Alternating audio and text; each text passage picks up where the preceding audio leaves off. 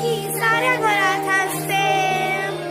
गोडी रागावले तर मग सूर असते. रुसले तरी परवा करू नये, पण आपली पाखडी कधी कधी रुसू नये.